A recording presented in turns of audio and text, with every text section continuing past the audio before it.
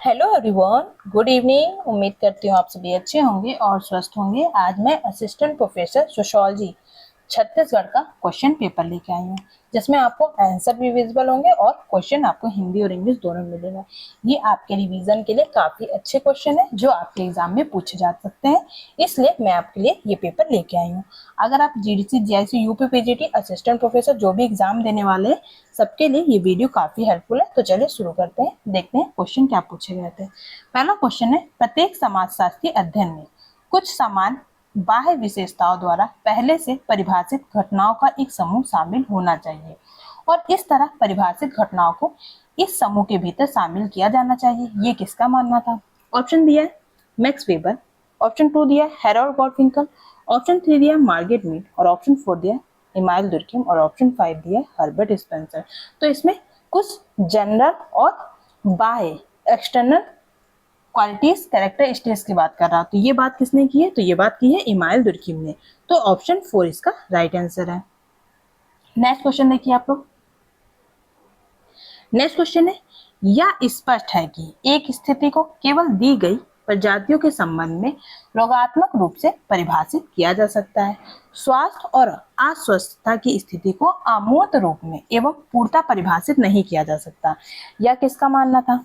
Option 1 दिया Malthus, option 2 दिया Sigmund Freud, option 3 दिया इमाइल दुर्कheim, ऑप्शन 4 दिया कार्ल मार्क्स और ऑप्शन 5 दिया जे थॉमसन। तो इसका जो सही आंसर दिया गया वो दिया गया इमाइल दुर्कheim। ऑप्शन 3 इसका राइट आंसर है। नेक्स्ट क्वेश्चन देखिए, समाजशास्त्र एक विशेष समाज विज्ञान है जो कि समाजीकरण की प्रक्रिया के संबंध में सहयोग एवं पृथक्करण और ऐसे ही अंतर मानवीय व्यवहार को समाहत करता है। यह किसका दृष्टिकोण है? तो ये समाजशास्त्री परिभाषा दी गई है, पूछा गया कि ये परिभाषा किसने दी है। ऑप्शन 1 है लियोपोल्ड वॉन विज, ऑप्शन 2 है सिम्मेल, ऑप्शन 3 है फर्नेडिक टॉनिस, ऑप्शन 4 है एम गिन्सबर्ग और ऑप्शन 5 है एल.एफ. वॉर्ड। तो ये जो परिभाषा दी है वो दी है लियोपोल्ड वॉन बीज ने। कौन? लियोपोल्ड वॉन बीज ने। तो जो क्वेश्चन आपको याद नहीं होंगे उसे आप लर्न कर लीजिएगा और अपने नोट्स में ऐड कर लीजिएगा। ये क्वेश्चन काफी अच्छे एग्जाम में पूछे गए हैं। नेक्स्ट क्वेश्चन देखिए, किसके अनुसार ज्ञान का समाज है एक प्रसिद्ध प्रयोग सिद्ध सामाजिक ऐतिहासिक परिस्थितियों एवं ज्ञान, विशेष रूप से बौद्धिक ज्ञान, विचार, विश्वास, नैतिकता एवं विचारधारा के बीच का संबंध है। ऑप्शन 1 है इमाइल दुर्कheim का कहना है, ऑप्शन 2 है कॉल पॉपर ने ये कहा है, ऑप्शन 3 है कार्ल मैनहीम ने ये कहा है या ऑप्शन 4 है विल्हेम डिल्थे और ऑप्शन 5 है लेविस कोजर। तो ये जो ज्ञान का समाजशास्त्र सोशियोलॉजी ऑफ नॉलेज, ये किसका कॉन्सेप्ट है? ये है कार्ल मैनहीम का कॉन्सेप्ट। तो ऑप्शन 3 इस क्वेश्चन का राइट आंसर है। नेक्स्ट क्वेश्चन देखिए, समाजीकरण में हमेशा सामंजस्य एवं संघर्ष, आकर्षण एवं विकर्षण दोनों और प्रेम घृणा दोनों शामिल है। यह स्टेटमेंट किसका है? ऑप्शन 1 दिया जॉर्ज सिमेल, ऑप्शन 2 दिया टीबी बॉटमोर, ऑप्शन 3 दिया हर्बर्ट स्पेंसर, ऑप्शन 4 दिया रेमंड एरोन और ऑप्शन 5 दिया लेविस कोजर। तो समाजीकरण में सामंजस्य और संघर्ष दोनों होता है, ये किसका मानना था? ये मानना था आपके जॉर्ज सिमेल का। ऑप्शन 1 इस क्वेश्चन का राइट आंसर है। नेक्स्ट क्वेश्चन देखिए, प्रत्यय मूलक संस्कृति मतलब आइडेशनल कल्चर, अनुभव मूलक संस्कृति सेंसर्ड कल्चर और आदर्शवादी संस्कृति मतलब आइडियलिस्टिक कल्चर की संकल्पना से कौन संबंधित है? ऑप्शन 1 है पिटिम सोरोकिन, ऑप्शन 2 है कार्ल मार्क्स, ऑप्शन 3 है मैक्स वेबर, ऑप्शन 4 है कार्ल मैनहीम और ऑप्शन 5 है टॉलकट पार्सन। तो बताइए, प्रत्यय मूलक संस्कृति, अनुभव मूलक संस्कृति और आदर्शवाद संस्कृति की बात कौन करता है? तो ये करते हैं आपके पिटिम सोरोकिन। ऑप्शन 1 इस क्वेश्चन का राइट आंसर है। नेक्स्ट क्वेश्चन देखिए, नेक्स्ट क्वेश्चन है न्यू सोशियोलॉजिकल इमेजिनेशन के लेखक कौन है? ये बुक का नाम है the new sociological imagination. Option 1 है रॉबर्ट निस्बेट, ऑप्शन 2 है स्टीव फुलर, ऑप्शन 3 है सी राइट मिल्स और ऑप्शन 4 है बिल बिंच और ऑप्शन 5 है निको स्टेर। तो न्यू सोशियोलॉजिकल इमेजिनेशन ये किसकी पुस्तक है? तो ये जो पुस्तक है वो है स्टीव फुलर की। अगर पूछा जाता सोशियोलॉजिकल इमेजिनेशन न्यू ना होता तो ये हो जाती पुस्तक सी राइट मिल्स की। ऑप्शन 2 इस क्वेश्चन का राइट आंसर है। नेक्स्ट क्वेश्चन देखिए,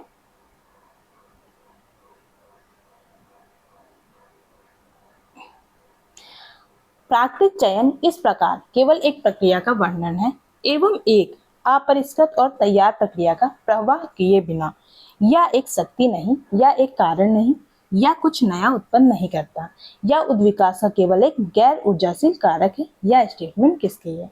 ऑप्शन 1 दिया राधा कमल मुखर्जी, ऑप्शन 2 दिया डीपी मुखर्जी, ऑप्शन 3 दिया डीपी चट्टोपाध्याय, ऑप्शन 4 दिया रामकृष्ण मुखर्जी और ऑप्शन 5 दिया आईपी देसाई। तो बताइए ये जो परिभाषा दी है प्राकृतिक चयन के बारे में किसने दी है? तो इसका जो राइट आंसर वो है ऑप्शन 2 डीपी मुखर्जी। ऑप्शन 2 इसका राइट आंसर है। नेक्स्ट क्वेश्चन देखिए। नेक्स्ट क्वेश्चन में बुक का नाम दिया है, ये एक नई बुक है, professional ethics and civic moral. क्या पुस्तक का नाम है? Professional ethics and civic moral. पुस्तक के लेखक कौन है? ऑप्शन 1 है कार्ल मार्क्स, ऑप्शन 2 है इमानुएल दुर्खिम, ऑप्शन 3 है मैक्स वेबर, ऑप्शन 4 है रैडक्लिफ ब्राउन और ऑप्शन 5 है टॉलकर पार्सन। तो professional ethics and civic morals ये किसकी पुस्तक है? तो ये पुस्तक है इमानुएल दुर्खिम की। ऑप्शन 2 इस क्वेश्चन का राइट आंसर है। नेक्स्ट क्वेश्चन देखिए। Who is considered the theory of technological determination. प्रौद्योगिकी निर्धारणवाद, थ्योरी ऑफ टेक्नोलॉजिकल डिटर्मिनेशन से कौन से सिद्धांत का संबंधित है? ऑप्शन 1 है कार्ल मार्क्स, ऑप्शन 2 है टी वेबलन, ऑप्शन 3 है एम वेबर, ऑप्शन 4 है पी ए सोरोकिन और ऑप्शन 5 है आर बेंडिक। मैं सारे ऑप्शन इसलिए भी पढ़ रही हूँ ताकि आपको दिखे कि आप कौन सा एप्रोप्रिएट ऑप्शन चयन कर सकते हैं, क्योंकि अगर मैं क्वेश्चन पढ़ दूंगी और डायरेक्ट आंसर पढ़ दूंगी तो आप लोगों को समझ में नहीं आएगा, तब आपको बहुत इजी लगेगा। पर क्वेश्चन देखिए, ऑप्शंस देखिए कैसे कैसे ऑप्शन दिए जाते हैं और उसके क्या राइट आंसर होते हैं। ऑप्शन 2 इसका राइट आंसर है प्रौद्योगिकी निर्धारण में। टेक्नोलॉजिकल डिटर्मिनेशन की बात कौन करता है? तो ये बात करते हैं टी वेबलन। ऑप्शन 2 इसका राइट आंसर है। नेक्स्ट क्वेश्चन देखिए। नेक्स्ट क्वेश्चन ये है, या किसने कहा है कि धर्म एक पवित्र वस्तुओं के सापेक्ष विश्वासों एवं कार्य प्रणालियों की एक एकीकृत प्रणाली है, अर्थात पृथक की गई वस्तुएं एवं निश्चित विश्वास कार्य प्रणालियां जो गिरजाघर नामक एकल नैतिक समुदाय के साथ संयुक्त हो जाती है, रूप में मिलकर काम करती है, जिससे सभी उसके साथ जुड़ जाते हैं। तो ये जो परिभाषा दी गई है धर्म की दी गई है और सबको पता है ये परिभाषा नैतिक समुदाय कलेक्टिव मोरल की बात कौन करते हैं? ऑप्शन 1 है जेजी फ्रेजर, ऑप्शन 2 है इमानुएल दुर्खिम, ऑप्शन 3 है आर.एच. लोही, ऑप्शन 4 है ए.आर. रैडक्लिफ ब्राउन और ऑप्शन 5 है बी. मैलिनोव्स्की। अगर देखा जाए तो ये पांचों जो सिद्धांतकार हैं किसी न किसी तरीके से धर्म से संबंधित है, सभी ने धर्म को डिफाइन किया है। पर इस क्वेश्चन का जो राइट आंसर वो है इमानुएल दुर्खिम, जिसमें इन्होंने नैतिक समुदाय जोड़ा है, इसलिए हम इसका अंदर आंसर ये रख सकते हैं। देन धर्म को एक पवित्र वस्तु कौन मानते थे? तो ये मानते थे आपके इमानुएल दुर्खिम, जिन्होंने सेक्रेड और प्रोफेन का कॉन्सेप्ट भी दिया था। नेक्स्ट क्वेश्चन देखिए। सामाजिक उद्विकास की धारणा प्रत्यक्ष रूप से, सामाजिक उद्विकास की धारणा प्रत्यक्ष रूप से किस सिद्धांत से ली गई है? ऑप्शन 1 है भूवैज्ञानिक उद्विकास से, ऑप्शन 2 है भौतिक उद्विकास से, ऑप्शन 3 है प्राणी शास्त्रीय उद्विकास से और ऑप्शन 4 है जीव वैज्ञानिक उद्विकास से और ऑप्शन 5 रासायनिक उद्विकास से। तो बताइए सोशल एवोल्यूशन की थ्योरी किससे ली गई है? तो ये प्रभावित थी डार्विनवाद से। तो जैविक वैज्ञानिक उद्विकास, जीव वैज्ञानिक उद्विकास, बायोलॉजिकल एवोल्यूशन।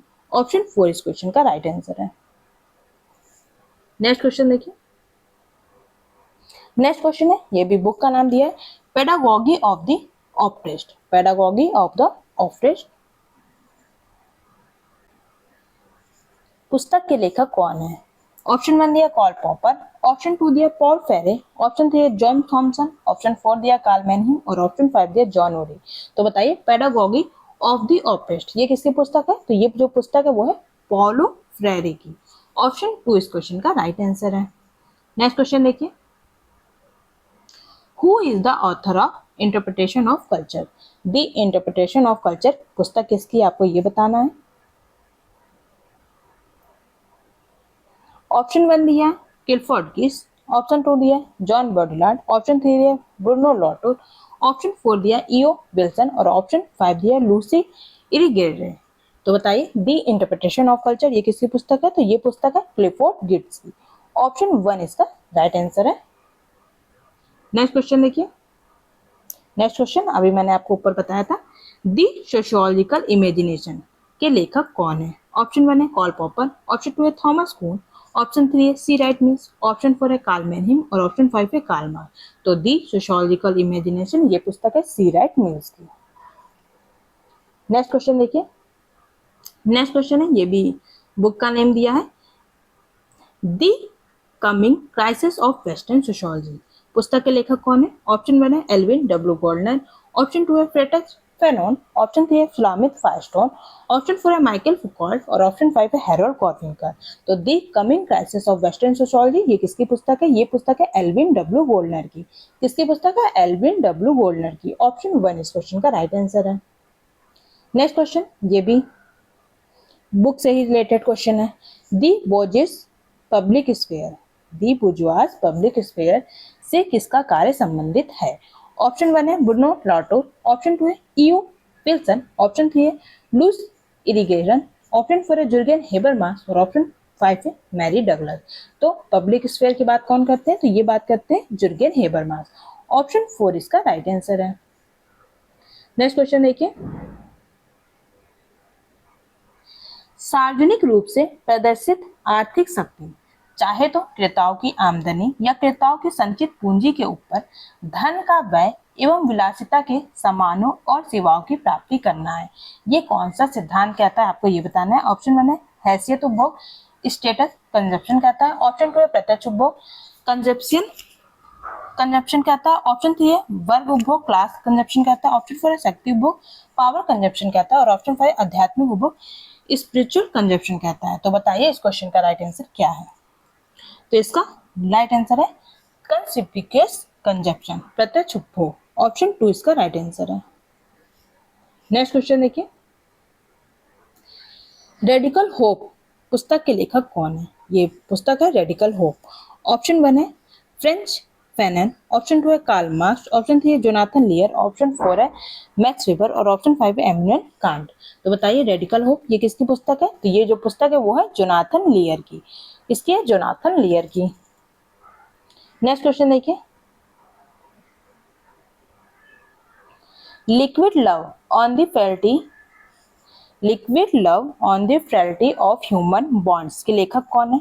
ऑप्शन 1 है जिगमंड बॉमन, ऑप्शन 2 है मार्टिन हेडिगर, ऑप्शन 3 है किंग्सले डेविस और ऑप्शन 4 है अर्जुन अप्पादुराई और ऑप्शन 5 है गायत्री स्पिवाक। तो जो लिक्विड मॉडर्निटी और लिक्विड लव की बात कौन करता है? तो ये करते हैं जिगमंड बॉमन। ऑप्शन 1 इसका राइट आंसर है। नेक्स्ट क्वेश्चन देखिए, सोशल स्ट्रक्चर सामाजिक संरचना शब्द का प्रयोग सबसे पहले किस समाजशास्त्री ने किया है? ऑप्शन 1 है A.R. रेडक्लिफ ब्राउन, ऑप्शन 2 है H. स्पेंसर, ऑप्शन 3 है R. प्रिथ और ऑप्शन 4 है इमानुएल दुर्कहेम और ऑप्शन 5 है M. जिन्सबर्ग। तो सोशल स्ट्रक्चर सामाजिक संरचना का सबसे पहले प्रयोग किया था H. स्पेंसर ने, हर्बर्ट स्पेंसर ने। ऑप्शन 2 इसका राइट आंसर है, ये डार्विन से प्रभावित थे। नेक्स्ट क्वेश्चन देखिए, जनरीति एवं लोकाचार इथोस और इडोस की अवधारणाएं किसने दी है? ऑप्शन 1 है मेलिनवॉस्की, ऑप्शन 2 है रेडक्लिफ ब्राउन, ऑप्शन 3 है क्रोखोर, ऑप्शन 4 है क्रोबर और ऑप्शन 5 है लिंटर। तो इथोस और इडोस की बात कौन करते हैं? तो ये करते हैं क्रोबर। ऑप्शन 4 इसका राइट आंसर होगा।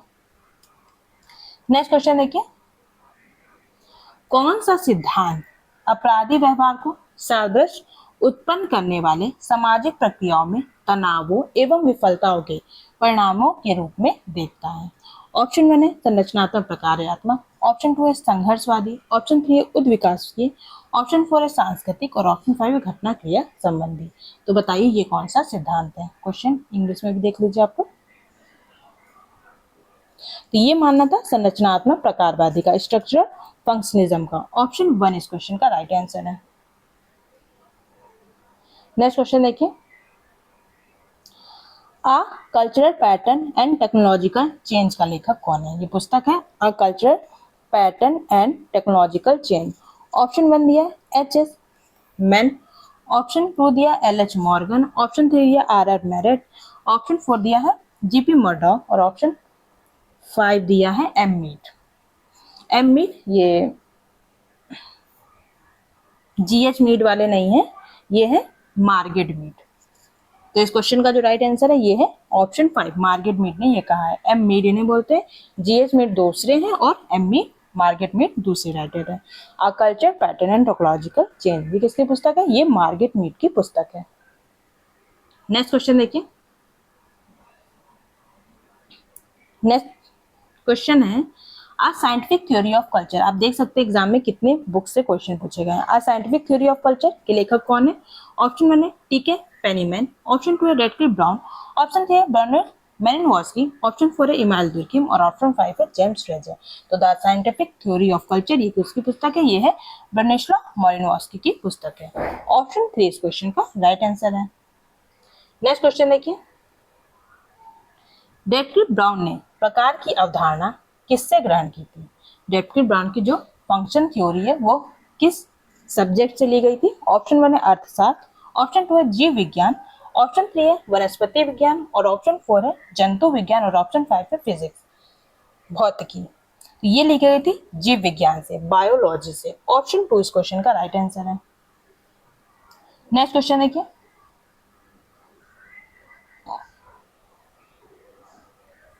नेक्स्ट क्वेश्चन है उस लेखक की पहचान करें जिसने कहा सामाजिक संरचना एक शब्द है जिसका प्रयोग अंतर संबंधित संस्थाओं, अभिकरणों, सामाजिक प्रतिमानों की एक व्यवस्था के साथ ही साथ समूह में प्रत्येक व्यक्ति द्वारा धारण की जाने वाली परिस्थिति और भूमिकाओं के लिए किया जाता है। ऑप्शन 1 है एम जिन्सबर्ग ने कहा है, ऑप्शन 2 है आर.एम. मैकइवर और सी.एच. पेज ने कहा है, ऑप्शन 3 है ई.आर. नदाल ने कहा है, ऑप्शन 4 है टॉलकट पार्सन्स का मानना है और ऑप्शन 5 है मेयर फोर्टिस का मानना है। तो ये किसका मानना है? तो ये मानना है टॉलकट पार्सन्स का। ऑप्शन 4 इस क्वेश्चन का राइट आंसर है। नेक्स्ट क्वेश्चन देखिए। इसमें बताना है द न्यूर ऑफ अफ्रीका का अध्ययन किसने किया था? किसने द न्यूर ऑफ अफ्रीका का अध्ययन किया है? ऑप्शन 1 है मेयर फोर्टिस, ऑप्शन 2 है इवांस प्रिचार्ड, ऑप्शन 3 है एस.एफ. नॉर्डन, ऑप्शन 4 है लेविस स्ट्रास और ऑप्शन 5 है आर.एच. लोबी। तो बताइए न्यू जनजाति का अध्ययन किसने किया था अफ्रीका की? तो ये किया था इवांस प्रिचार्ड ने। ऑप्शन 2 इसका राइट आंसर है। Next question. Culture has been defined by merit. Merit द्वारा संस्कृति की परिभाषा किस रूप में की गई है? आपको ये बताना है। ऑप्शन 1 है सूचनीय बुद्धि के रूप में, ऑप्शन 2 है सहायक के रूप में, ऑप्शन 3 है मानवतावादी के रूप में, ऑप्शन 4 है प्रवर्धक के रूप में और ऑप्शन 5 है सौंदर्यात्मक के रूप में। तो बताइए किस रूप में की गई? तो ये की गई सूचनीय बुद्धि, मतलब कम्युनिकेबल इंटेलिजेंस के रूप में। ऑप्शन 1 इस क्वेश्चन का राइट आंसर है। नेक्स्ट क्वेश्चन देखिए। Who is the author of Houses and House Life of American Aborigines? आपको बताना है houses and house life of the American aborigines के लेखक कौन है? ये बुक का नाम है। ऑप्शन 1 है एल.एच. मॉर्गन, ऑप्शन 2 है बी. मेलिनवस्की, ऑप्शन 3 है आर.एट. मैरेट, ऑप्शन 4 है आर. लिंटन और ऑप्शन 5 है एस.एफ. नॉर्डन। तो ये जो पुस्तक है वो है एल.एच. मॉर्गन की। ये भी एक न्यू पुस्तक है, आप अपने नोट्स में ऐड कर सकते हो। नेक्स्ट क्वेश्चन है are natural science of society. Are natural science of society ये किसकी पुस्तक है? ऑप्शन 1 है W.H.R. रिवर्स, ऑप्शन 2 है A.R. रेडक्लिफ ब्राउन, ऑप्शन 3 है ई सापिर, ऑप्शन 4 है E.W. टेलर और ऑप्शन 5 है आर लेविस। तो ये जो पुस्तक है वो किसकी है? A.R. रेडक्लिफ ब्राउन की है। The natural science of society, sorry are natural science of society. Next question देखिए। किस सिद्धांत के अनुसार आर्थिक प्रणाली और राजनीति एवं कानून संबंधी संस्थाओं साथ ही साथ सामाजिक चेतना के प्रबल रूपों को परिभाषित करने वाले संबंध अंततः उत्पादन के साधन एवं मानव श्रम शक्ति से बने हुए उत्पादक शक्तियों से निर्धारित होते हैं? ऑप्शन ए ऐतिहासिक भौतिकवाद सिद्धांत के अनुसार है, ऑप्शन 2 है राजनीतिक अर्थव्यवस्था के अनुसार, ऑप्शन 3 पूंजी के अनुसार है, ऑप्शन 4 है वर्ग के अनुसार और ऑप्शन 5 है जाति के अनुसार।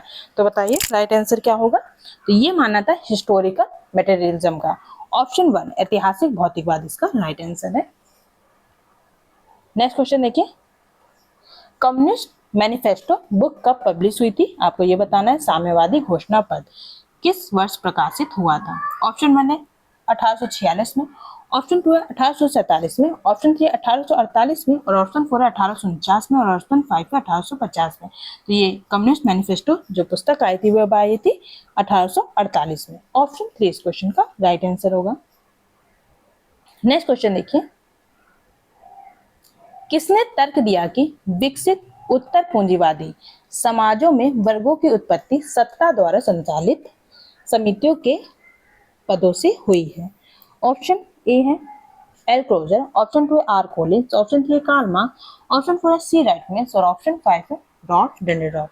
तो सत्ता और उत्तर पूंजीवादी समाजों में वर्गों की उत्पत्ति की बात कौन करते हैं? तो ये करते हैं रॉल्फ डेंड्रॉफ। ऑप्शन 5 इस क्वेश्चन का राइट आंसर है।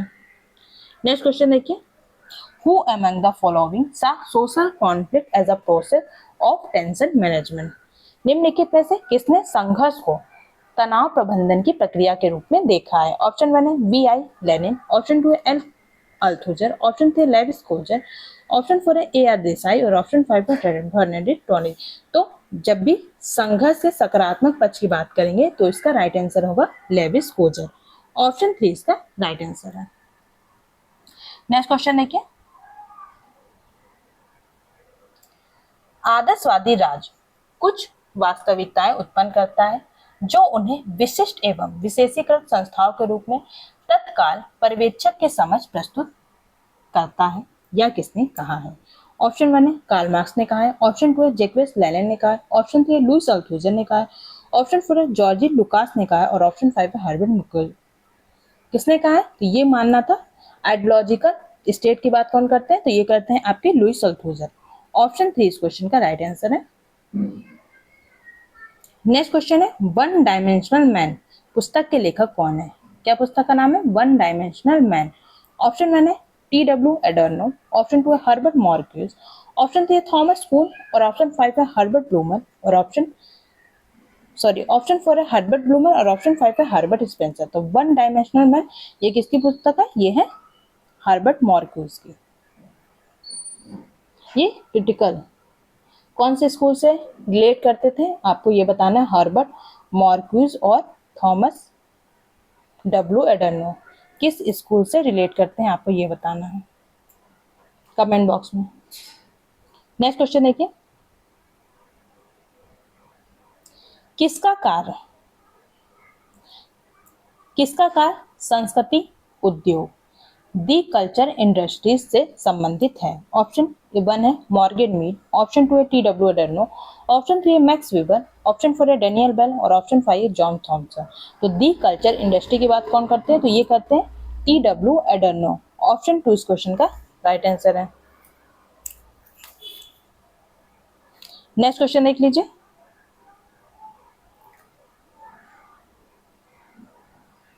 पार्सन्स के कार्य संबंधी समान सिद्धांत के लिए प्रकल्पना में अन्य बातों के अलावा एक कार्य सिद्धांत की आवश्यकता के लिए एक तर्क शामिल था। वह किस पर आधारित था? ऑप्शन 1 है स्वैच्छिकतावादी स्थापना से, ऑप्शन 2 है सामाजिक स्थितियों से, ऑप्शन 3 है ऐतिहासिक जड़ों से, ऑप्शन 4 है सांस्कृतिक बंधनों से और ऑप्शन 5 है सामूहिक स्मरण से। तो ये किससे रिलेट करता था? तो ये रिलेट करता था स्वैच्छिक स्थापना से। ऑप्शन 1 इसका राइट आंसर है। नेक्स्ट क्वेश्चन देखिए,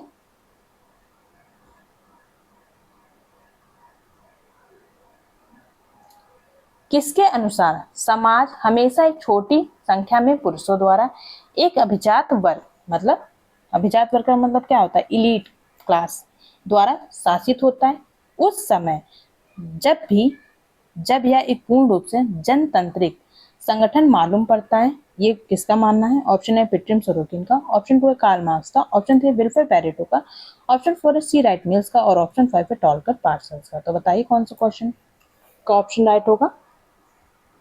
तो इस क्वेश्चन का जो राइट आंसर वो है ऑप्शन 3 विल्फ्रेड पैरेटो। इनकी पुस्तक है माइंड एंड सोसाइटी।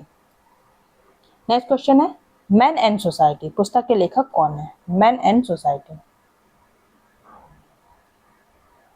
ये बुक का नाम गलत लिखा है, यहाँ पर होना चाहिए mind and society. Man and society नाम से पैरेटो की कोई पुस्तक नहीं है।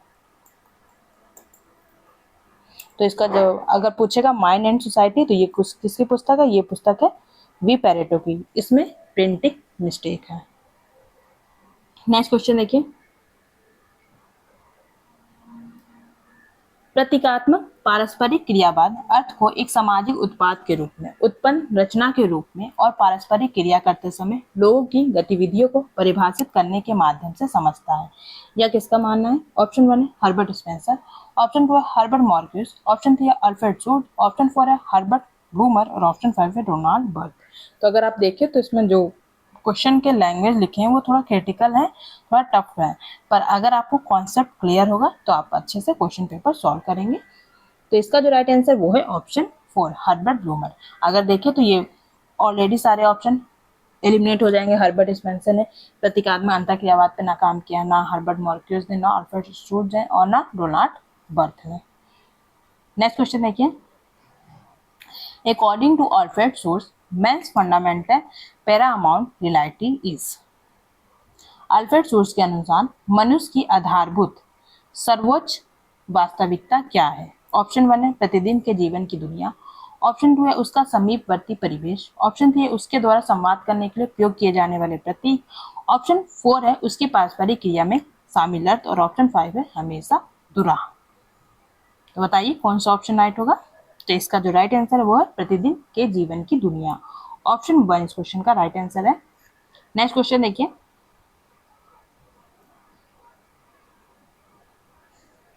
अल्फ्रेड शूट्स के अनुसार भौतिक के साथ साथ सामाजिक सांस्कृतिक विश्व की अनुभूति प्रारंभ से ही निम्नलिखित के संबंध में होती है। किसके संबंध में होती है? ऑप्शन ए प्रतीक, ऑप्शन 2 है संकेत, ऑप्शन 3 है चिन्ह, ऑप्शन 4 है अर्थ और ऑप्शन 5 है प्रकार। तो ये किसके संबंध में होती है? तो ये होती है प्रकार के संबंध में, टाइप्स। ऑप्शन 5 इस क्वेश्चन का राइट आंसर है। नेक्स्ट क्वेश्चन देखिए, बर्जर एवं लकमैन के अनुसार, बर्जर और लकमैन के अनुसार सामाजिक व्यवस्था इसकी उत्पत्ति और अस्तित्व दोनों के संबंध में है। तो इस क्वेश्चन का आप लोग थोड़ा सा इंग्लिश में देख लीजिए। According to Berger and Luckmann social order both in term of its genesis and extension. Option 1 है a social product, option 2 a result of social interaction, option 3 a culture product और ऑप्शन 4 है an ongoing human production और option 5 है a psychological construct. तो ये क्या था? ये एक प्रकार का एन ऑनगोइंग ह्यूमन प्रोडक्शन था, एक चालू मानव उत्पादन। ऑप्शन 4 इसका राइट आंसर है। हिंदी में थोड़ा टफ लग रहा है क्वेश्चन। नेक्स्ट क्वेश्चन देखिए, गारफिंकल के अनुसार निर्जाति प्रणाली विज्ञान एथनोमेथोलॉजी किससे संबंधित है? ऑप्शन 1 है प्रतिदिन के पारस्परिक क्रिया से, ऑप्शन 2 है अनश्वर साधारण समाज से, ऑप्शन 3 है सामाजिक समूह में व्यक्ति के व्यवहार से, ऑप्शन 4 है मानव चेतना के अध्ययन से और ऑप्शन 5 संस्कृति द्वारा मनुष्य को प्रभावित करने की शैली से। तो ये किससे संबंधित है? तो ये संबंधित है अनश्वर इमॉर्टल ऑर्डिनरी सोसाइटी से, साधारण समाज से। ऑप्शन 2 इसका राइट आंसर है। नेक्स्ट क्वेश्चन देखिए, according to Giddens theory of structuration क्या है? आपको ये बताना है। गिडेंस के अनुसार संरचना सिद्धांत क्या है? ऑप्शन 1 है संरचना कार्य को निर्धारित करती है, ऑप्शन 2 है संरचना कार्य को निर्धारित नहीं करती है, ऑप्शन 3 है संरचना कार्य को निर्धारित नहीं करती है या इसके विपरीत होती है, ऑप्शन 4 है कार्य संरचना को पुनः उत्पन्न करता है और ऑप्शन 5 है संरचना का हमेशा निर्माण होता रहता है। तो बताइए गिडेंस के संरचना सिद्धांत के अनुसार क्या होता है? Structure does not determine action और वाइस वर्सा, संरचना कार्य को निर्धारित नहीं करती या इसके विपरीत है। नेक्स्ट क्वेश्चन देखिए, नेक्स्ट क्वेश्चन है, बुक का नाम दिया modernity and the Holocaust. Modernity and the Holocaust पुस्तक के लेखक कौन है? ऑप्शन 1 है लुईस अल्थुजर, ऑप्शन 2 है रोलैंड बर्थेस, ऑप्शन 3 है जॉन बॉडिलार्ड, ऑप्शन 4 है जिगमंड बॉमन और ऑप्शन 5 है सिमोन दी बुआर। तो मॉडर्निटी एंड द होलोकॉस्ट ये किसकी पुस्तक है? ये पुस्तक है जिगमंड बॉमन की। ऑप्शन 4 इस क्वेश्चन का राइट आंसर है। नेक्स्ट क्वेश्चन देखिए, according to Bourdieu habitus is bound up with. Habitat किससे संबंधित है? आपको ये बताना है। ऑप्शन 1 है एक व्यक्ति के प्रतिदिन के अनुभव से, ऑप्शन 2 है व्यक्ति के ज्ञान के भंडार से, ऑप्शन 3 है व्यक्ति के खेत की संरचना एवं इतिहास से, ऑप्शन 4 है व्यक्ति की वर्ग स्थिति से और ऑप्शन 5 व्यक्ति की संस्कृति से। तो बताइए हैबिटेट किससे संबंधित होता है? अगर देखा जाए तो ये हिंदी में कैसा मीनिंग लिखा है व्यक्ति की खेत की संरचना एवं इतिहास। और अगर हम इसको हिंदी में देखें, सॉरी इंग्लिश में देखें, तो ये लिखा the structure and history of a field. Option 3 इस क्वेश्चन का राइट आंसर है। तो क्वेश्चन कोशिश कीजिए कि हिंदी और इंग्लिश में दोनों में पढ़ने का प्रयास करें। कभी कभी हम हिंदी में उसका आंसर ना मिले तो हमें इंग्लिश क्वेश्चन पढ़ने से उसका आंसर आसानी से मिल जाता है। नेक्स्ट क्वेश्चन देखिए, किसके अनुसार विशेष पर्यावरण की अंगभूत संरचना भौतिक बनावट उत्पन्न करती है? ऑप्शन 1 है जूडिथ बटलर, ऑप्शन 2 है मैनुअल कास्टेल, ऑप्शन 3 है रेडॉन कॉलिंस, ऑप्शन 4 है गाइड डेल्यूज और ऑप्शन 5 है पीरे बोर्डो। तो बताइए कौन सा राइट आंसर होगा? Structure constitutive of particular environmental produces habitus. तो हैबिटस की बात कौन करते हैं? तो ये करते हैं पियरे बोर्डो। तो ऑप्शन 4 इसका राइट आंसर है, पियरे बोर्डो। नेक्स्ट क्वेश्चन देखिए, Bourdieu's theory of practice if primarily found focused on. Bourdieu's theory of practice किस पर फोकस करती है? मेन तौर से आपको ये बताना है। बोर्डियो का अभ्यास सिद्धांत मुख्य रूप से किस पर ध्यान केंद्रित करता है? ऑप्शन 1 है अनुकूलन सिद्धांत और क्रिया पर, ऑप्शन 2 है सामाजिक क्रिया के प्रगतिशील सिद्धांत पर, ऑप्शन 3 है बढ़ने वाले तथ्य मूल द्विविभाजन पर, और ऑप्शन 4 है विषय निष्ठवाद और ज्ञान सापेक्षवाद के विरोध नियंत्रण स्थापित करने पर, और ऑप्शन 5 है सांस्कृतिक पूंजी को समझने पर। तो इस क्वेश्चन का जो राइट आंसर है वो है ओवरकमिंग द ऑपोजिशन बिटवीन ऑब्जेक्टिविज्म और सब्जेक्टिविज्म, विषय निष्ठवाद और ज्ञान सापेक्षवाद के विरोध पर नियंत्रण स्थापित करना। ये क्या है? ये है बोर्डियो का अभ्यास, फील्ड थ्योरी। नेक्स्ट क्वेश्चन देखिए, बोडलार्ड की उत्तर आधुनिकता की अवधारणा 3 सिद्धांत वाले विचार पर स्थापित की गई है। वो 3 सिद्धांत कौन है? ऑप्शन 1 है अनुकरण अंतःस्फोट और हाइपर रियलिटी, ऑप्शन 2 है अनुकरण अतिवास्तविकता एवं भाषण, ऑप्शन 3 अनुकरण अतिवास्तविकता एवं शक्ति, ऑप्शन 4 है अनुकरण अतिवास्तविकता एवं विचारधारा, और ऑप्शन 5 है अनुकरण अतिवास्तविकता एवं वंशावली। तो ये किससे रिलेट करती है? तो ये सिमुलेशन, इम्प्लोशन और हाइपर रियलिटी। ऑप्शन 1 अनुकरण अंतःस्फोट और हाइपर रियलिटी। नेक्स्ट क्वेश्चन देखिए, madness and civilization Michael Foucault argues that reason is. Madness and civilization किताब में मिशेल फोकार्ड यह तर्क करते हैं कि इसका कारण है। ऑप्शन 1 है सभ्यता की अंतिम भाषा है, ऑप्शन 2 है पागलपन की अंतिम भाषा है, ऑप्शन 3 सभ्य आदमी को जाल में फंसाने वाली एक झूठी चेतना है, और ऑप्शन 4 है सभ्यता का मानदंड है, और ऑप्शन 5 है शक्ति के साथ एक अपवित्र गठबंधन है। तो इसका क्वेश्चन जो राइट आंसर होगा वो है ऑप्शन 2, पागलपन की अंतिम भाषा। ऑप्शन 2 इसका राइट आंसर है। अगर आपको क्वेश्चन अच्छे लग रहे हो तो वीडियो को जरूर से लाइक कर दीजिएगा, बाकी लोगों के साथ शेयर भी कर दीजिएगा, और अगर आप चैनल पर नए हैं तो चैनल को सब्सक्राइब भी जरूर कीजिएगा। नेक्स्ट क्वेश्चन देखिए, अगर आपको इसकी पीडीएफ चाहिए होगा तो कमेंट बॉक्स में बता दीजिएगा, मैं इसको ग्रुप में शेयर कर दूंगी।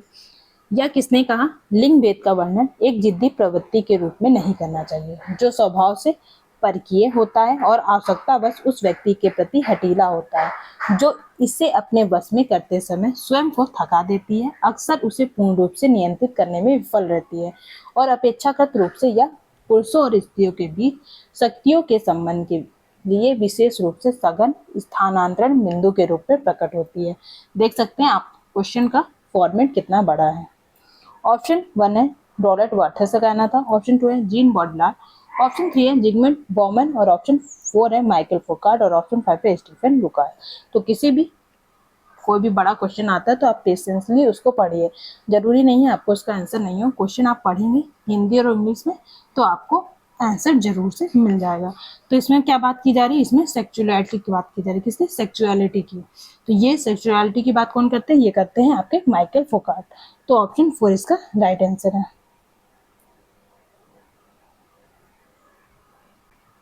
नेक्स्ट क्वेश्चन देखिए, इसमें पूछा है पोस्ट मॉडर्न कंडीशन पुस्तक के लेखक कौन है? पोस्ट मॉडर्न कंडीशंस के लेखक कौन है? ऑप्शन 1 है जीन बॉडीलार, ऑप्शन 2 है जिगमंड बॉमन, ऑप्शन 3 है माइकल फोकार्ड, ऑप्शन 4 है मार्टिन हीडेगर, और ऑप्शन 5 है जीन फ्रैंकोइस लियोटार्ड। तो ये किसका मानना था? ये था लियोटार्ड की पुस्तक है। कहीं पर ल्योतार लिखा रहता है तो कहीं पर ल्योटार्ड लिखा रहता है। नेक्स्ट क्वेश्चन देखिए, अकॉर्डिंग टू जीएस घुरे, whoever wants to do sociology of Indian in particular must have a thorough grounding in। GS घुरे के अनुसार जिस किसी को भी विशेष रूप से भारत का समाजशास्त्र करना है उसके पास किसकी प्रारंभिक शिक्षा होनी चाहिए।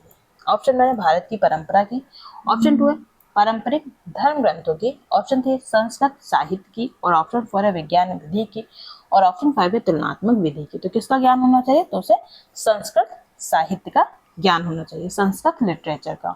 ऑप्शन थ्री इसका राइट आंसर है। नेक्स्ट क्वेश्चन देखिए, घुरिये के अनुसार जाति संस्था की सामाजिक रूप से एक सही जानकारी के लिए हमें उपजातियों के किस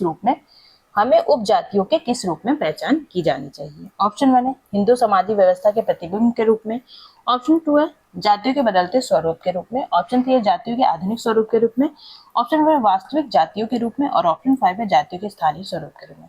तो किस रूप में करनी चाहिए, तो वास्तविक जातियों के रूप में करनी चाहिए। ऑप्शन फोर इसका राइट आंसर है। नेक्स्ट क्वेश्चन, इरावती कर्वे हिंदू समाज की विशेषता क्या बताती हैं, आपको ये बताना है। इरावती कर्वे हिंदू समाज की विशेषता क्या बताती है। ऑप्शन वन है पारंपरिक, ऑप्शन टू है आधुनिक, ऑप्शन थ्री है सापिंडित, ऑप्शन फोर है स्थिर, और ऑप्शन फाइव है अर्धसामंती। तो क्या बताती है, सापिंडित। ऑप्शन थ्री इसका राइट आंसर है। नेक्स्ट क्वेश्चन देखिए, ये क्वेश्चन के.एम. कपाड़िया का है, पहले आप इंग्लिश में पढ़ लीजिए तो फिर मैं हिंदी पढ़ती हूँ। के.एम. कपाड़िया का मानना है कि दो पीढ़ियों के बीच व्यवहार प्रतिमान में परिवर्तन का कारण हो सकता है। क्या कारण हो सकता है। ऑप्शन वन है परिवार के सदस्यों के बीच भावनात्मक संबंध मजबूत होना, ऑप्शन टू है परिवार के संबंधों का कमजोर होना, ऑप्शन थ्री है संयुक्त परिवारों से एकल परिवारों की तरफ अग्रसर होना, ऑप्शन फोर है प्रतिस्पर्धात्मक अधिकार वाली संरचनाओं का नष्ट होना, और ऑप्शन फाइव है प्रतिस्पर्धात्मक अधिकारियों की उत्पत्ति सहज होना। तो इस क्वेश्चन का जो राइट आंसर वो है ऑप्शन वन, परिवारों के सदस्यों के बीच भावनात्मक संबंध मजबूत होना। नेक्स्ट क्वेश्चन है, निम्नलिखित में से कौन भारतीय समाज में मौलिक और क्षेत्रीय दृष्टिकोण को संश्लेषित करने के लिए जाने जाते हैं। ऑप्शन वन है इरावती कर्वे, ऑप्शन टू है ए.आर. देसाई, ऑप्शन थ्री है डी.एन. धनार्घे, ऑप्शन फोर है टी.के. उमन, और ऑप्शन फाइव है आई.पी. देसाई। तो बताइए कौन सा राइट आंसर है। तो इसका जो राइट आंसर वो है option one, Iravati Karve. Next question, S C. Dube believes that Indian villages. S C. Dube का मानना था कि भारतीय गांव क्या है। ऑप्शन वन है एक स्वतः पूर्ण छोटा गणराज्य है, ऑप्शन टू है एक स्वतः पूर्ण छोटा गणराज्य नहीं है, ऑप्शन थ्री है भारतीय सामाजिक जीवन का बुनियादी पहलू है, ऑप्शन फोर है पारंपरिक आर्थिक स्थल है, और ऑप्शन फाइव है एक कॉर्पोरेट समूह है। तो ये क्या है, एक स्वतः पूर्ण छोटा गणराज्य नहीं है। ऑप्शन टू इसका राइट आंसर है। Next question,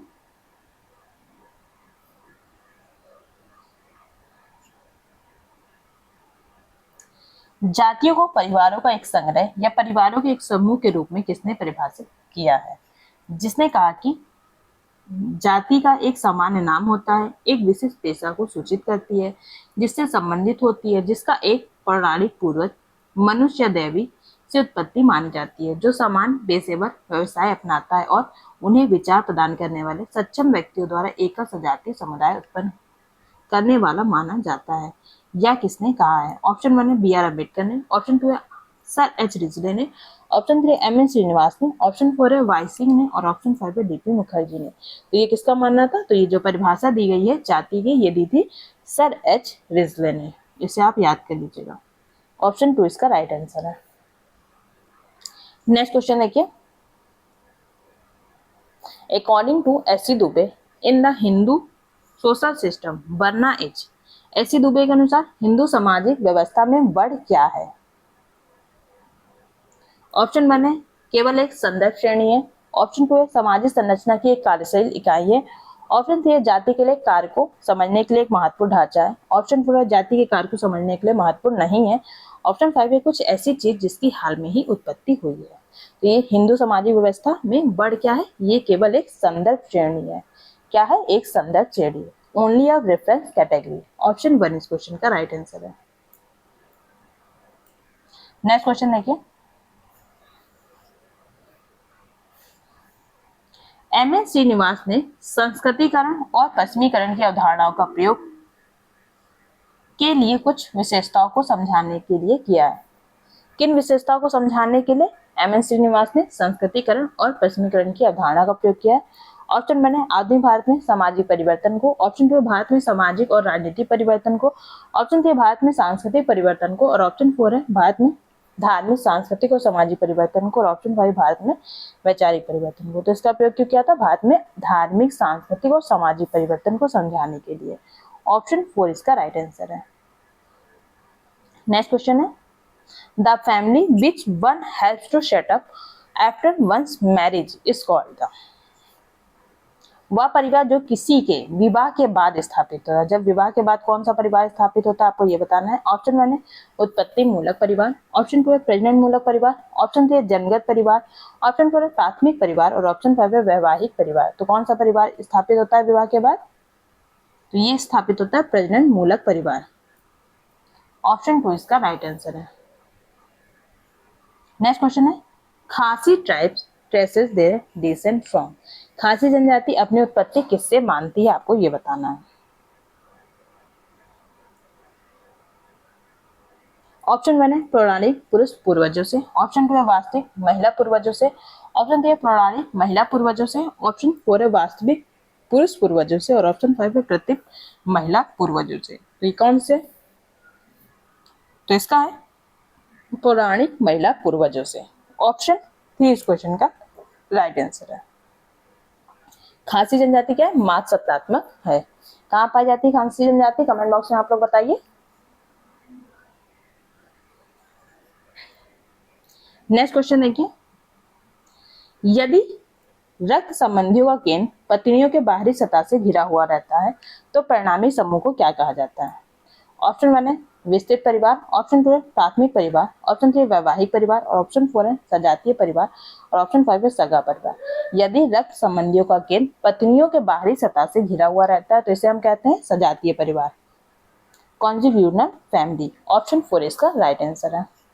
next question, सतीवाद declared illegal, सती प्रथा को अवैध कब घोषित किया गया था आपको ये बताना है। ऑप्शन वन है 1829 में, ऑप्शन टू है 1832 में, ऑप्शन थ्री है 1843 में, ऑप्शन फोर है 1850 में, और ऑप्शन फाइव है 1857 में। तो सती प्रथा को अवैध किसके द्वारा घोषित करवाया गया था? तो ये थे, इस पर जो काम किया था भारतीय ने, तो वो थे राजा राम मोहन राय। किसने? राजा राम मोहन राय। किसकी सहायता से उन्होंने किया था? तो उस समय गवर्नर जनरल थे विलियम बेनेडिक्ट की सहायता से इन्होंने सती प्रथा का अंत करवाया था। तो इस क्वेश्चन का जो राइट आंसर है वो है ऑप्शन वन 1829। नेक्स्ट क्वेश्चन देखिए, exile and the kingdom some thoughts on the Ramayana पुस्तक के लेखक कौन है? ये एक नई पुस्तक है, exile and the kingdom some thought on the Ramayana 1978 में आई थी। इसके लेखक कौन है? ऑप्शन वन है जीएस बुरे, ऑप्शन टू है डीडी कोसाम्बी, ऑप्शन थ्री है लूस ड्यूमॉन्ट, और ऑप्शन फोर है रोमिला थापर, और ऑप्शन फाइव है एम.एन. श्रीनिवास। तो ये जो पुस्तक है वो लिखी है रोमिला थापर ने। अपने नोट्स में से आप ऐड कर लीजिएगा। नेक्स्ट क्वेश्चन देखिए, who is the author of Indian through Hindu categories, India through Hindu categories पुस्तक के लेखक कौन है आप लोग बताइए। ऑप्शन वन है मैकम मेरिट, ऑप्शन टू है बी एन प्रभु, ऑप्शन थ्री है वाईसी, और ऑप्शन फोर है एस सी दुबे, और ऑप्शन फाइव है डेविड हार्डीमैन। आप देख सकते हैं एग्जाम में कितने नए नए क्वेश्चन पूछे गए हैं। तो ये जो पुस्तक है इंडिया थ्रू हिंदू कैटेगरीज, ये किसकी पुस्तक है? ये है मैकम मेरिट की। कमेंट बॉक्स में मुझे ये जरूर बताइएगा कि आप लोगों को क्वेश्चन और ये पेपर कैसा लगा, कुछ आपने नया सीखा या नहीं सीखा। नेक्स्ट क्वेश्चन है, भारतीय समाज के अध्ययन में सभ्यगत दृष्टिकोण के साथ कौन जुड़ा हुआ है? ऑप्शन वन है ए.आर. देसाई, ऑप्शन टू है एन.के. बोस, ऑप्शन थ्री है आंद्रे बेते, ऑप्शन फोर है एम.एन. श्रीनिवास, और ऑप्शन फाइव है डेविड हार्डीमैन। तो बताइए सभ्यतागत परिप्रेक्ष्य से कौन जुड़ा हुआ है? तो ये जुड़े हैं सिविलाइजेशनल अप्रोच से एन.के. बोस और सुरजीत सिन्हा। ऑप्शन टू इसका राइट आंसर है। नेक्स्ट क्वेश्चन देखिए,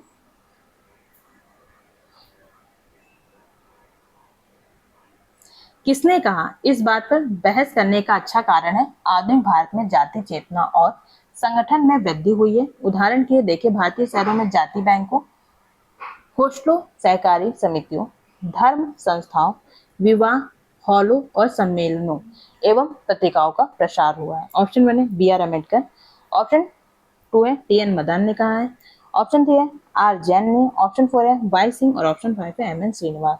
तो वोट बैंक की बात कौन करते हैं? अगर आपको ये पता है तो इसका आंसर भी आप आसानी से सॉल्व कर लेंगे। ये कहना था M.N. श्रीनिवास का। तो नेक्स्ट क्वेश्चन देखिए,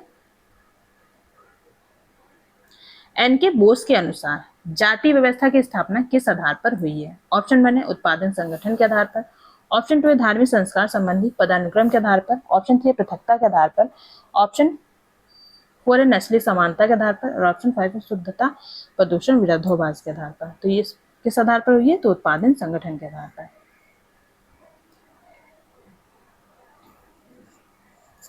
ऐसे दुबे का मानना है कि भारत में भाषाई विविधता के कारण उत्पन्न होती है। किस कारण भारत में भाषाई विविधता उत्पन्न होती है, आपको ये बताना है।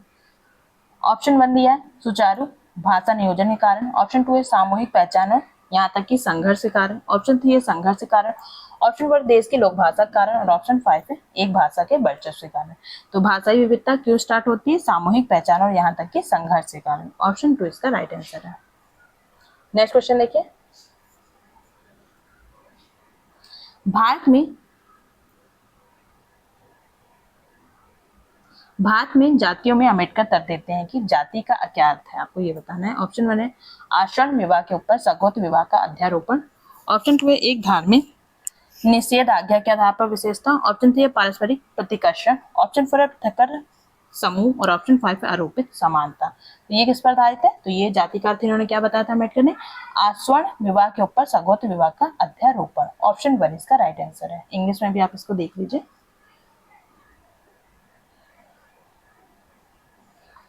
नेक्स्ट क्वेश्चन देखिए,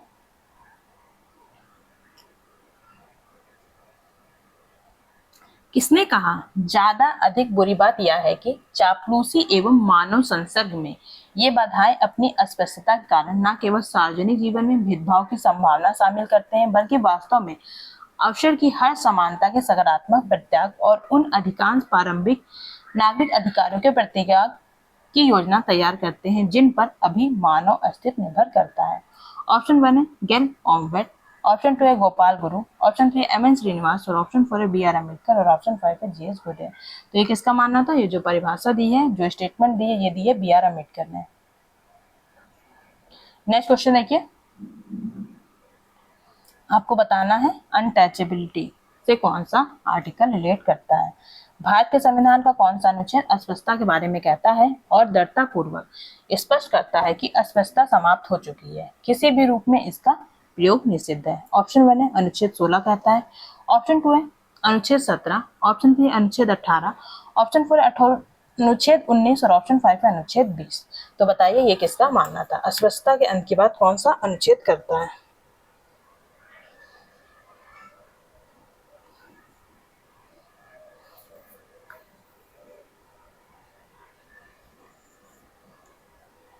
कौन सा अनुच्छेद करता है? ये करता है अनुच्छेद 17। आप कहे तो बाकी अनुच्छेदों के बारे में बता देती हूँ। तो ये मानता है सार्वजनिक रोजगार के मामलों में अवसर की समानता। अवसर की समानता की बात करता है अनुच्छेद 16।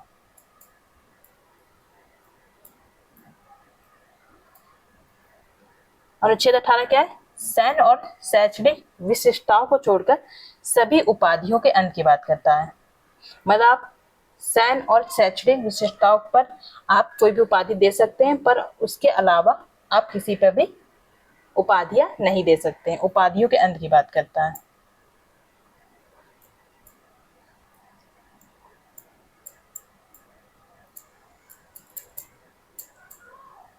किसको किसको छोड़कर? सैन्य और शैक्षणिक फील्ड को छोड़कर।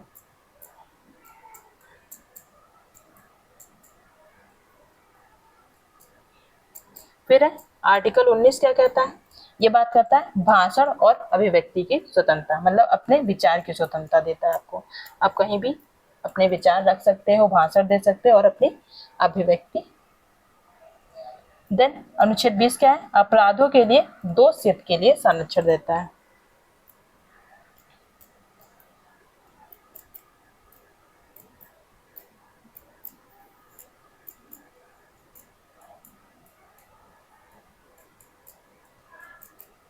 तो ये आपके सारे आर्टिकल हो गए। नेक्स्ट क्वेश्चन देखिए, अन्य पिछड़ा वर्ग ओबीसी के कल्याण को बढ़ावा देने के लिए सरकार का संवैधानिक दायित्व निम्नलिखित किन अनुच्छेदों के अंतर्गत आता है? ऑप्शन 1 है 340(1), 340(2) और 16(1). ऑप्शन 2 है 340(1), 340(2) और 16(2). ऑप्शन 3 है 340(1), 340(2) और 16(3). ऑप्शन 4 है 340(1), 340(2) और 16(4). और ऑप्शन 5 है 340(1), 340(2) और 16(5). तो इसे आप याद कर लीजिएगा, इससे कौन सा आर्टिकल संबंधित है? 340(1), 340(2) और 16(4). नेक्स्ट क्वेश्चन देखिए, अल्पसंख्यकों के हितों के लिए कौन सा आर्टिकल है? भारत के संविधान का कौन सा अनुच्छेद अल्पसंख्यकों के हितों के संरक्षण की चर्चा करता है? ऑप्शन 1 है अनुच्छेद 28, ऑप्शन 2 है अनुच्छेद 29, ऑप्शन 3 है अनुच्छेद 30, ऑप्शन 4 है अनुच्छेद 29 और ऑप्शन 5 है अनुच्छेद 32। कौन सा अनुच्छेद बात करता है? अनुच्छेद 29। ऑप्शन 2 इसका राइट आंसर है। नेक्स्ट क्वेश्चन देखिए,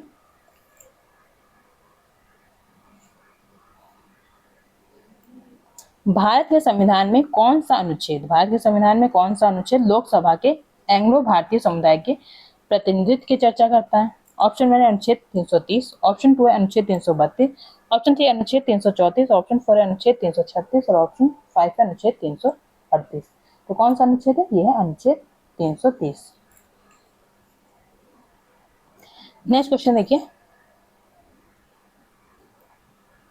एक देश के भीतर क्षेत्रीयता के प्रभावों का महत्व का सही ढंग से मूल्यांकन किसके जरिए किया जा सकता है? एक देश के भीतर क्षेत्रीयता के प्रभावों और महत्व का सही ढंग से मूल्यांकन किसके जरिए किया जाता है? ऑप्शन 1 है एक मुख्यधारा के परिप्रेक्ष्य में, ऑप्शन 2 एक परिधीय परिप्रेक्ष्य में, ऑप्शन 3 एक पारदेशी परिप्रेक्ष्य में और ऑप्शन 4 है नागरिक समाज के परिप्रेक्ष्य में और ऑप्शन 5 है राष्ट्रीय सुरक्षा के परिप्रेक्ष्य में।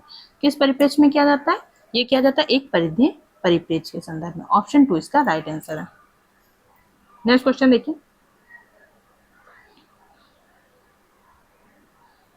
भारत में राष्ट्रीय एकता की समस्या आमतौर पर किसके संदर्भ में मानी जाती है?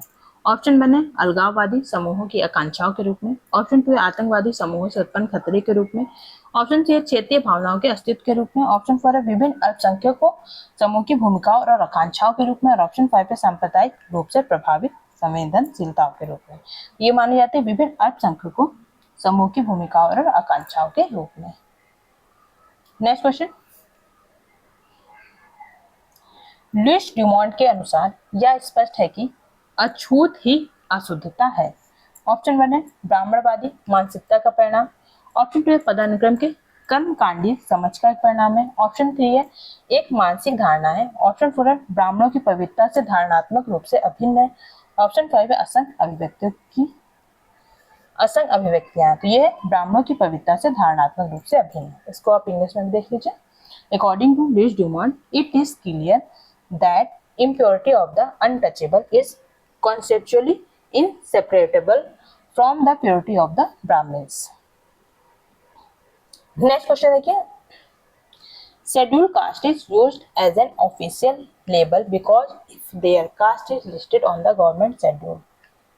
अनुसूचित जातियों का प्रयोग एक सरकारी लेबल के रूप में किया जाता है क्योंकि यदि उनकी जाति सरकारी अनुसूची में सूचीबद्ध होती है तो ऑप्शन 1 है जाति के सदस्य विशेषाधिकार का लाभ उठाते हैं, ऑप्शन 2 है जाति के सदस्य सकारात्मक कार्रवाई के कई लाभों और संरक्षणों के लिए पात्र माने जाते हैं, ऑप्शन 3 है जाति के सदस्य राज्य के संरक्षण में रहते हैं, ऑप्शन 4 है जाति के सदस्यों को एक निश्चित पहचान प्राप्त होती है और ऑप्शन 5 है जाति के सदस्यों को अवसर उपलब्ध होते हैं। तो इस क्वेश्चन का जो राइट आंसर वो है ऑप्शन 2, जाति के सदस्य सकारात्मक कार्रवाई के कई लाभों और संरचनाओं के लिए पात्र बन जाते हैं। नेक्स्ट क्वेश्चन है, आदिवासी समाज में ईसाई धर्म प्रचारकों की गतिविधियों और राष्ट्रीय स्वयंसेवक संघ और तथा विश्व हिंदी परिषद जैसे संगठनों द्वारा प्रचार ने क्या उत्पन्न किया है? ऑप्शन 1 है विभिन्न आदिवासी समूहों के बीच शत्रुता। ऑप्शन 2 है जनजातियों का मुख्य धारा से अन्य संक्रामक। ऑप्शन 3 है मुख्य धारा में आदिवासियों के एकीकरण के लिए अनुकूलन परिस्थितियां। ऑप्शन 4 है उनके लिए महान भ्रम और संघर्ष।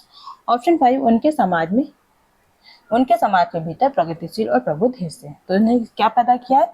आदिवासी समाज में ईसाई धर्म प्रचारकों की गतिविधियों और राष्ट्रीय स्वयंसेवक संघ और हिंदू परिषद जैसे संगठनों द्वारा प्रचार ने उनके लिए महान भ्रम और संघर्ष पैदा किया है। क्या? महान भ्रम और संघर्ष। नेक्स्ट क्वेश्चन देखिए, बिपिन चंद्र के अनुसार सांप्रदायिकता एक विचारधारा है और इस संदर्भ में विचारधारा का क्या अर्थ है? ऑप्शन 1 दिया हिंसाचारित मानसिकता। ऑप्शन 2 एक मूल प्रणाली द्वारा प्रेरित विचार। ऑप्शन 3 समान अर्थव्यवस्था राजनीति के बारे में कुछ मान्यताओं पर आधारित विश्वास प्रणाली। ऑप्शन 4 है विकृत समझ।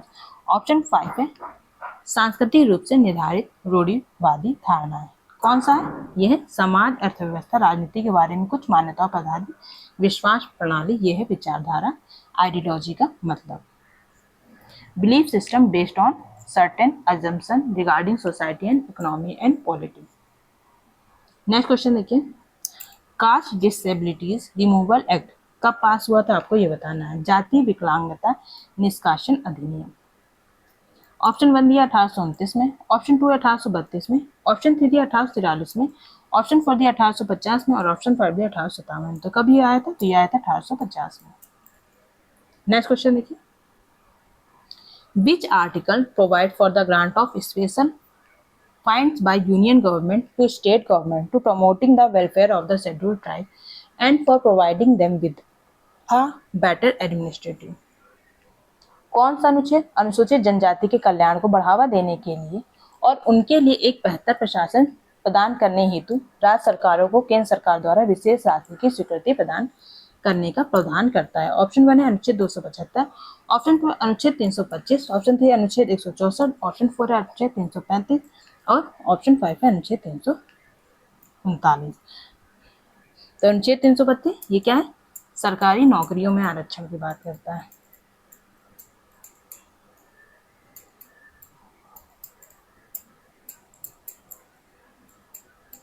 तो इस क्वेश्चन का जो राइट आंसर है वो है ऑप्शन 1 अनुच्छेद 275। नेक्स्ट क्वेश्चन देखिए,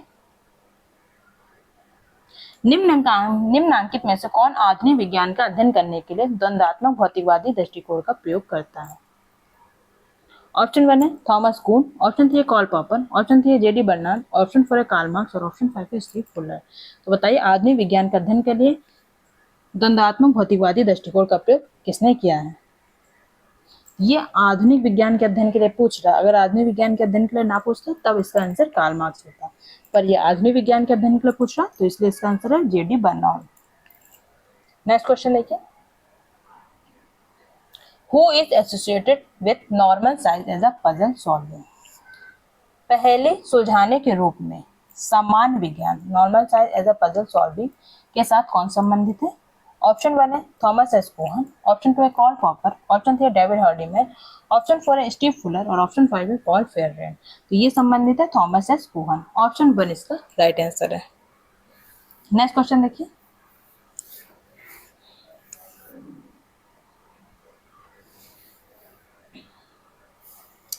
निम्नांकित में से किसने कहा है कि यह इस दोहरी दृष्टिकोण का हिस्सा था कि नेहरू और भारतीय राज्यों ने भारत के राज्य एवं उनकी राजनीतिक प्रभुता के लिए औचित्य के प्रमुख स्रोत के रूप में विज्ञान को बढ़ावा दिया है? ऑप्शन 1 है एच.जे. भाभा। ऑप्शन 2 है वीरा दास। ऑप्शन 3 है दीपक कुमार। ऑप्शन 4 है आशीष नंदी और ऑप्शन 5 है सुंदरलाल बहुगुणा। तो बताइए राइट आंसर क्या होगा? Who among the following observed that it was a part of the double version of Nehru and the Indian state began to build science as a major source of justification for the India state as well as their political dominance? तो ये statement जो दी है आशीष नंदी ने दी है। Option 4 इसका right answer है।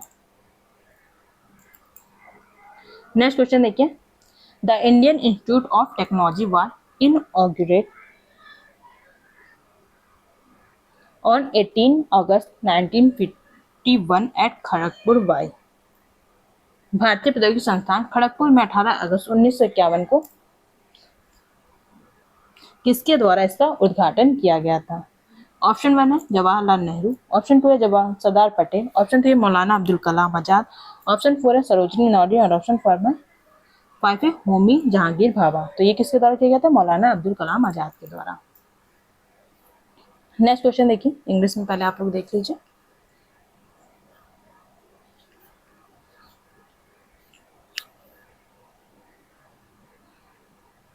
British Bharat में सार्वजनिक स्वास्थ्य का प्रथम प्रमुख अध्ययन। इसमें भारत और उसके निवासियों के प्रति यूरोपीय दृष्टिकोण जैसे कई पहले अनुसंधान रहित रहे क्षेत्र शामिल है। जिस ढंग से इन्हें चिकित्सा साहित्य और चिकित्सा नीति में परिलक्षित किया गया, भारतीय नियंत्रण के अधीन स्थानीय स्तर पर सार्वजनिक स्वास्थ्य का भाग और औपनिवेशिक व्यापार और मक्का की तीर्थ यात्रा संगरोध के प्रभाव द्वारा किया जाता है। ऑप्शन 1 है मार्क हैरिसन का कहना है, ऑप्शन 2 है Brian M Turner, option 3 Austin Porterfield, option 4 है रॉबर्ट स्ट्रॉस और ऑप्शन 5 है रीड मॉर्गेट। ये मानना था मार्क हैरिसन का। नेक्स्ट क्वेश्चन देखिए, an information age economy society and culture, ये किसकी पुस्तक है आपको ये बतानी है। The information age economy society and culture, option 1 है जूडिथ बटलर की है, ऑप्शन 2 है मैनुअल कैस्टर, ऑप्शन 3 है रेडॉन कॉलिन, ऑप्शन 4 है गाइडल ट्यूलिस और ऑप्शन 5 है मैरी डगलस। तो ये जो पुस्तक है वो है एमेंडुअल कैसल की। नेक्स्ट क्वेश्चन देखिए, किस जर्मन समाजशास्त्री ने तर्क दिया कि प्रौद्योगिकी ने आधुनिकता का एक नया रूप उत्पन्न किया जिसमें अधिक तर्कसंगत औद्योगिक युग की अपेक्षा सहज रूप से अधिक जोखिम या अनिश्चितता शामिल हुई।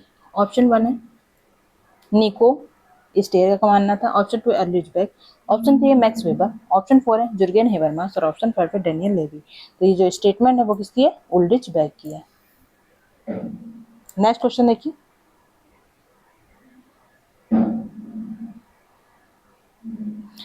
वैश्वीकरण के आलोचक के रूप में किसने निम्नलिखित कथन कहा? तथाकथित वैश्वीकरण का वैचारिक उत्सव वास्तविकता में हमारी ऐतिहासिक प्रणाली का अंतिम प्रयास है। As a critique of globalization who made the flowing statement as logical celebration of so called globalization is in reality of स्वयं ऑफ आवर हिस्टोरिकल सिस्टम। तो ये जो मानना था वो मानना था एमिनुअल वॉलस्टीन का। नेक्स्ट क्वेश्चन देखिए, किसने वैश्वीकरण के समाजशास्त्र के पक्ष में तर्क दिया कि जो राजनीतिक अर्थव्यवस्था और साथ में शक्ति असमानता और संघर्ष को शामिल करता है? ऑप्शन 1 है अर्नेस्ट गेलनर का मानना था, ऑप्शन 2 है एम फोकार्ट, ऑप्शन 3 है पी बर्दो, ऑप्शन 3 है पी बर्दो, ऑप्शन 4 है डेनियल बेल और ऑप्शन 5 है जुर्गेन हेबरमास। तो ये मानना था पी बर्दो, पियरे बोर्दो का। नेक्स्ट क्वेश्चन देखिए, उदारीकरण का क्या अर्थ है आपको ये बताना है। लिबरलाइजेशन मीन्स, ऑप्शन 1 दिया है मुक्त बाजार अर्थव्यवस्था जिसमें राज्य का कम से कम नियंत्रण हो, निजी उद्यम को अधिक से अधिक स्वतंत्रता हो। ऑप्शन 2 है विदेश कंपनियों को पूर्ण स्वतंत्रता प्रदान करना, ऑप्शन 3 है भारतीय निजी कंपनियों को पूर्ण स्वतंत्रता प्रदान करना, ऑप्शन 4 है सामंती अर्थव्यवस्था को स्वतंत्रता प्रदान करता है और ऑप्शन 5 है महिलाओं को नियंत्रित करना। तो उदारीकरण लिबरलाइजेशन का क्या मतलब है? मुक्त बाजार अर्थव्यवस्था जिसमें राज्यों को कम से कम नियंत्रण हो और निजी उद्यम को अधिक से अधिक स्वतंत्रता हो। ये मानना था उदारीकरण का। Free market economy with minimal state control and greater freedom of private enterprise. Next question देखिए, 10th WTO ministerial conference was held. 10वां WTO मंत्री स्तरीय सम्मेलन कहाँ पर आयोजित हुआ था? ऑप्शन 1 दिया भारत में, ऑप्शन 2 दिया केन्या में, ऑप्शन 3 दिया आयरलैंड में, ऑप्शन 4 दिया संयुक्त राज्य अमेरिका में और ऑप्शन 5 दिया यूनाइटेड किंगडम में। तो कहाँ पर आयोजित हुआ था? तो ये आयोजित हुआ था केन्या में। नेक्स्ट क्वेश्चन देखिए, ये आपका लास्ट क्वेश्चन है, कौन सा देश WTO के 164वें सदस्य के रूप में जुड़ा है? ऑप्शन 1 है भारत, ऑप्शन 2 है अफगानिस्तान, ऑप्शन 3 श्रीलंका, ऑप्शन 4 है पाकिस्तान और ऑप्शन 5 है भूटान। ये कौन सा देश है? तो ये है आपका अफगानिस्तान। उम्मीद करती हूँ आपको क्वेश्चन अच्छे लगे होंगे और कुछ नया सीखने को मिला होगा। वीडियो अच्छी लगी तो वीडियो को लाइक कीजिएगा। अगर आप बाद में वीडियो देख रहे हो तो वीडियो को लाइक करके हाइप का बटन जरूर दबाइएगा। वीडियो देखने के लिए आपका बहुत बहुत धन्यवाद। मिलते हैं कल इसी टाइम पर। ये क्लास डेली 9 PM पर होती है। Bye bye, good night, take care.